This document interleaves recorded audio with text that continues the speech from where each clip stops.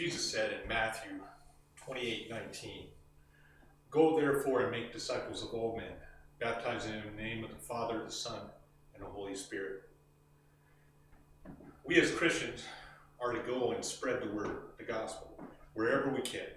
And some of the ways that we do it are with missions. We can do this one of two ways when we're talking about missions. We can either go on a singular mission purpose or trip with a singular mission purpose, such as we're going to go out and we're going to build a house. Or we can make several trips for a long-term commitment, like building a community center or something like that. Singular missions with a singular purpose is fine and somewhat effective. You really don't have to interact with the people, although sometimes you do. But when it comes to long-term mission support, especially when it concerns indigenous people like the Native American population, you're going to find that a long-term commitment over time is something that's really needed. Often the Native population is looking for a long-term commitment due to the fact that they've been lied to throughout history time and time again. And they don't really trust people that come out and talk to them for a day or two and then leave. Many of these kids are in and out of foster homes, and family members are rotating on a nightly and daily basis. There's a lot of alcohol and substance abuse, and there's a specific need for a long-term commitment, whether it be from coming out and doing summer programs or winter programs or whatever. The only viable solution is a long-term commitment for support missions.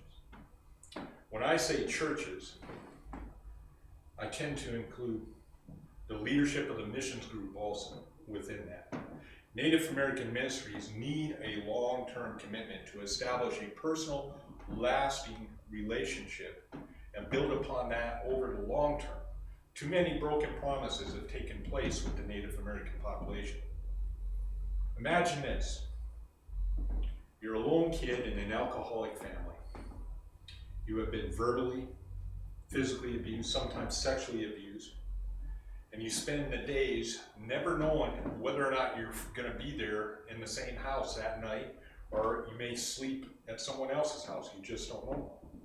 You're scared, so you cling to anybody that will offer you hope. Now here comes a Christian ministry from somewhere, and he tells you about Jesus and what the Lord can do for you. But then he leaves, and you are still in that same place, in that same type of environment. And then out later on comes another guy that tells you the same thing, and then he leaves. Now imagine this. You are that missionary. You come in, you talk to that kid, but you don't know them. You don't really have no idea about their lives or anything. You have no idea that the night before this kid may have been sexually abused. And now you're going to come here and you're going to tell a kid that has been playing around for about 2 hours in biblically based programs and stuff like that, and you're going to sit and talk with him for about 15, 20 minutes, and you're going to tell him about the Lord. And then you leave. You may stay there for 3 to 5 days, sometimes less. Some of these kids you may get to know, others you may not get to know. Only a few fleeting moments each day. Some of them you may find out a little bit about their families. Now imagine this though. You've been there year after year. In some cases you've even taken an individual into your home back where you came from and paid for their trip down there to visit you and get out of that environment. Year after year, you come back and you establish a relationship, a long-lasting one, and you make a difference in this person's life. And you continually show them what the Lord is doing in your life. And then these individuals grow up and they know that you are always going to be there for them. And this is the long-term commitment I'm talking about. We aren't talking about a short term. We're talking about a long-term commitment in which both beneficiaries have a dual relationship in which they communicate with one another and you help out.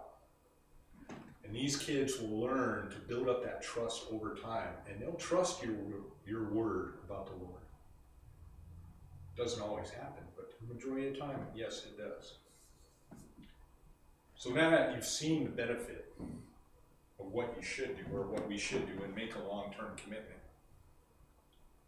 you need to make one if you're able, because you will impact lives in ways that you will never imagine.